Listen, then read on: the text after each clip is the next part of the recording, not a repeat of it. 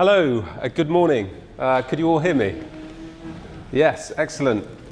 It's great to be here. Thank you, Niall. Thank you for organising this, and thanks for the introduction. Well done for those of you who've made it on time. It was a bit of a marathon getting here this morning, wasn't it? So sorry. So the sort of pun my dad makes. But anyway, great that you're all here, and I'm looking forward to today. I hope what I have to present today will make your trip worth it. I know for a fact the other presenters will make your trip worth it, but I hope mine will also be of use and interest to all of you.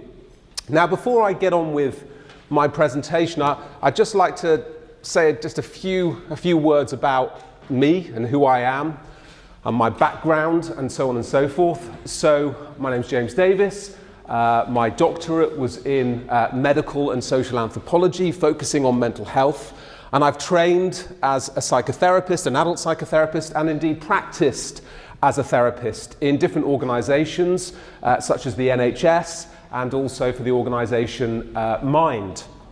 When I worked for the NHS, I worked in an outpatient psychotherapy unit, receiving referrals from the wards and also from primary care.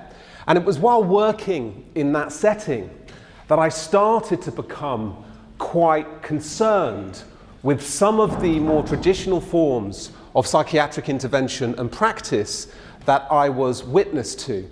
For example, when it came to psychiatric diagnoses, I often found that these diagnoses created the illusion of understanding among me and my peers. I also felt that these diagnoses were generating stigma in the people I was working with, and also leading them to become confused about the real nature of their distress. When it came to the psychiatric medications, while it is true, and I certainly subscribe to this notion, that for some people, the most severely distressed members of our society, these medications can be experienced as very useful, certainly when taken in the short term, and I accept that principle. For me, working in the NHS, it felt that there was a huge amount of unnecessary over-prescribing. And in addition to that, a lot of prescribing that was going on for far too long. Prescribing that ultimately, in my view, was doing more harm than good. So as a consequence of these experiences, which I culminated over a series of years, I started to read voraciously the critical psychiatry literature to find out a little bit more about what potentially could be going wrong. And after a few years of consulting this literature, I decided personally to make my own contribution to this particular canon. And I decided to do that by way of not writing an academic article for clinicians and for fellow academics, but rather for writing the kind of book I felt the people I was seeing in the room might benefit from reading. So I wanted to write a book for the general reader in order to reach the people who were on the receiving end of psychiatric drugs and diagnoses. Because in my view, it felt that many such people were subjecting themselves to psychiatric interventions without having the satisfactory information in order to make an informed decision as to whether or not to subject themselves to this form of intervention. And that's why I decided to write the book I did, to provide them with that information I felt they needed in order to make an informed choice as to whether to subject themselves to these interventions or not. So that book, that project culminated in a book called Cracked: Why Psychiatry is Doing More Harm Than Good. And I published that a few years ago. And when it was published, and I think still today, that book advanced a position that is both countercultural and counterintuitive. The position goes like this: that psychiatry over the last 30 years, under the dominance of the biomedical model, has started to become bad for our mental health. Now, there are a number of reasons why I argue this to be the case.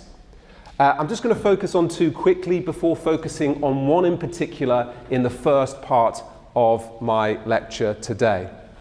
The first reason is that psychiatric drugs do not do what they say they do on the tin. they're more ineffectual and dangerous than many of us have been led to suppose. The second point is that the links between the pharmaceutical industry and psychiatry have become far too cozy in recent decades, and this has biased psychiatry towards privileging psychopharmaceutical treatments in the management of emotional distress. And indeed, that is the argument I'm going to focus on in particular in the second part of today's lecture.